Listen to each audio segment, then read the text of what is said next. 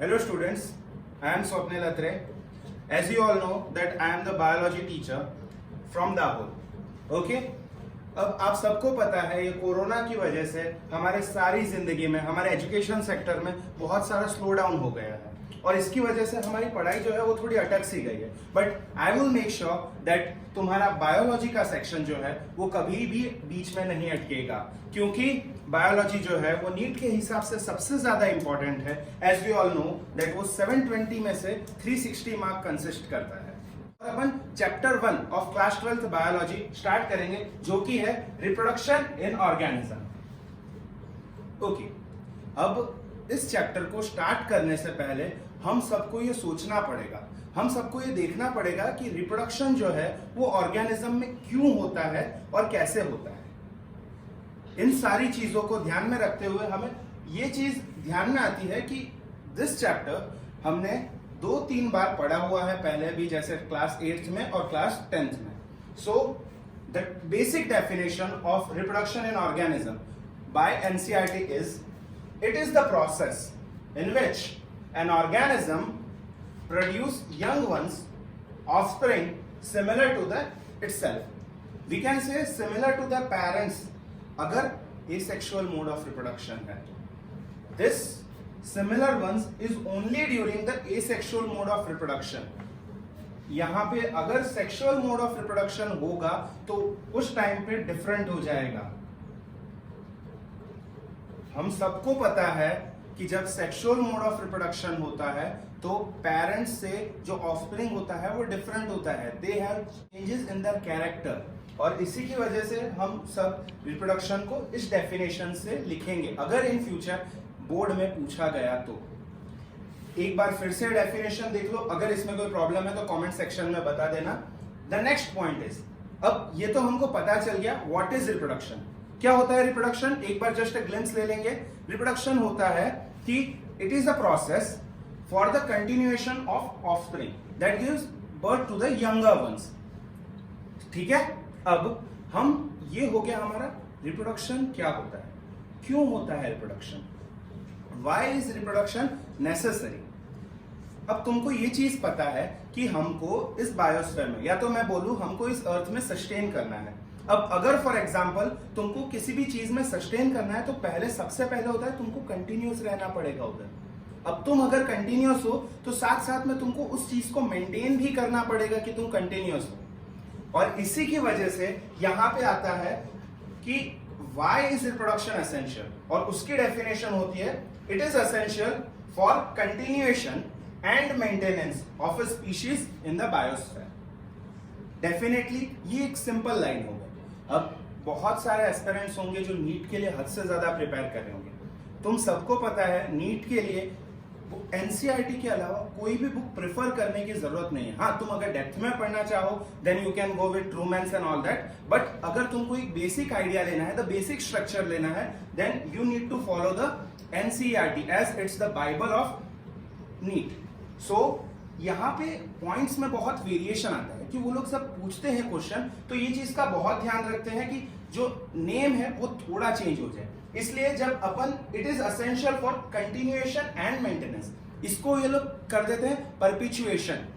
यहाँ पे जो वर्ड आ जाता है वो आ जाता है perpetuation of the species in the biosphere. उसका भी मतलब सिमिलर है कि वो कंटिन्यूअस है एंड मेंटेनेंस उसका चल रहा है, बट यही एक डिफरेंस है कि नीट में जो है वो थोड़ा ट्विस्टिंग होता है, तो इन वर्ड को थोड़ा ट्विस्ट करा जाता है। ठीक है, अब तुमको समझ में इतना तो आ ही गया होगा what is reproduction and why it is necessary. ठीक है, अगर ये चीज समझ में आई है तो यहां से जो नेक्स्ट टॉपिक आता है, सबसे अगर रिप्रोडक्शन देखा जाए उसके बाद में अपन नेक्स्ट आते हैं लाइफ स्पान। तो उसके लिए यहां पे लाइफ स्पान है और उसके कई स्टेजेस होते हैं। अब सबसे पहले मैं तुमसे पूछूं तो लाइफ स्पान क्या होता है, what is life span. Now पहले मैं इंग्लिश में डेफिनेशन बोल देता हूं। Life span is the process from the birth of an organism till it's natural death. समझ में आया? एक बार हिंदी में बताता हूं। उसके जन्म से लेके तो नेचुरली जब तक मरता नहीं है तब तक का जो स्पान होता है उसको लाइफ स्पान बोला जाता है। लाइफ स्पान के 4 स्टेजेस होते हैं, जो है जुवेनाइलिटी, मैच्योरिटी, एजिंग एंड सेनेसेंस और लास्ट है डेथ। अब यहाँ पे लाइफ स्पान में अगर मैं बोलूं, एक बात बोलूं आपको, एक जनरल फैक्ट बताऊं, तो जैसे अपने सबको पता है अपनी कंट्री में जो है वो मेडिकल ट्रीटमेंट्स जो है वो बहुत ज्यादा अच्छी हो गई है। इसकी वजह से जो नेचुरल डेथ रेट है वो अब थोड़ा बढ़ गया है। मतलब नॉर्मली जो ह्यूमंस है वो अब थोड़ा ज्यादा जीने लगे हैं। हाँ, पॉल्यूशन और इन सब की वजह से वापस वो डिटोरिएट हो जा रहा है, बट हाँ कई दफा ये इसकी मेडिकल ट्रीटमेंट की वजह से लाइफ स्पान जो है नेचुरली थोड़ा बढ़ गया है। Now let's start with the first stage of life span, that is juvenility. Juvenility को मैं हिंदी में सीधे से बताऊं तो वो बचपन होता है।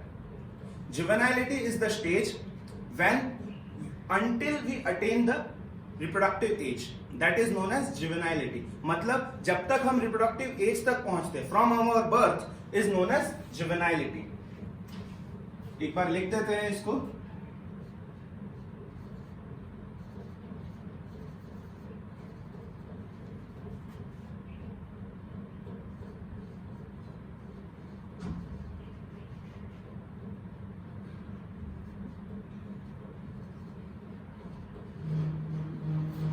ओके, सो जुवेनाइलिटी क्या हो जाता है? until we attain the reproductive age। अब इसके बाद का जो पॉइंट है वो होता है मैच्योरिटी। मैच्योरिटी क्या बोला है? हम सबको पता है, हम जिस एज में आते हैं, मतलब अगर आप हो गए, आप 12th क्लास में हो, मैं जिस एज में आता हूँ, ये सारी एज जो होती है वो मैच्योरिटी में आती है। मैच्योरिटी मतलब हम चीजों को समझ रहे हैं, हम चीजों को सीख रहे हैं। हम इस स्टेज में हमारे पास में एनर्जी जो है वो बहुत ज्यादा है। हमारे बॉडी ऑर्गन्स जो है वो सबसे मैक्सिममली अपना वर्क ऑन कर रहे हैं। तो मैच्योरिटी जो स्टेज होता है वो होता है the age of your reproductive age. We can simply say it's the reproductive as.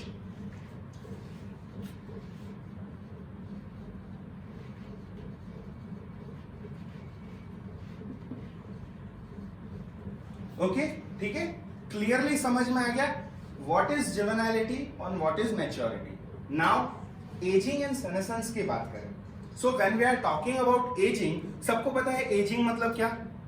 Now when we are talking about ageing, ageing is the process for the deterioration of the human organs. मतलब कि धीरे धीरे जैसे जैसे हमारी उम्र बढ़ती है वैसे वैसे जो हमारी ह्यूमन बॉडी के ऑर्गन्स है वो अपना फंक्शन जो है वो थोड़ा कम करने लगते हैं। मतलब उनकी जो एफिशिएंसी है वो धीरे धीरे कम हो जाती है। अब यहाँ पे बहुत सारे फैक्ट्स जो है वो नीट के रिस्पेक्ट में पूछे जाते हैं। जैसे रिप्रोडक्टिव एज, जैसे मैं तुमको जस्ट एक एग्जांपल दूं कंट्री वाइज, तो मैं बताऊंगा जापान और फिनलैंड, ये दो एक ऐसे कंट्री है जिनकी जो रिप्रोडक्टिव एज है ना वो बहुत कम है। मतलब रिप्रोडक्टिव रेट जो है वो वहां का कम है, इसलिए वहां पे यंगर पीपल से ज्यादा एल्डर पीपल है। मतलब सिंपली तुमको बताऊं तो वहां का रिप्रोडक्टिव रेट कम है। ये चीज याद रखना, नीट में बहुत बार पूछा गया है। ये हो गया ageing and senescence. And last तो तुमको पता ही है डेथ। डेथ मतलब मुझे बताने की जरूरत नहीं है, the finish off the human life. Hence this is the 4 stages of life span. एक बार फिर से रिवाइज कर लेते हैं। जुवेनाइलिटी मतलब जब तक हमारी रिप्रोडक्टिव एज नहीं आती है। मैच्योरिटी जब हमारी रिप्रोडक्टिव एज आ चुकी है। एजिंग और सेनेसेंस धीरे धीरे हमारे रिप्रोडक्टिव एज जो है वो धीरे धीरे कम होती जा रही है और हमारे जो बॉडी के ऑर्गन्स है वो धीरे धीरे उनका फंक्शन जो है वो कम होता जा रहा है। और death is a natural death of an organism. ठीक है, इतना समझ में आया?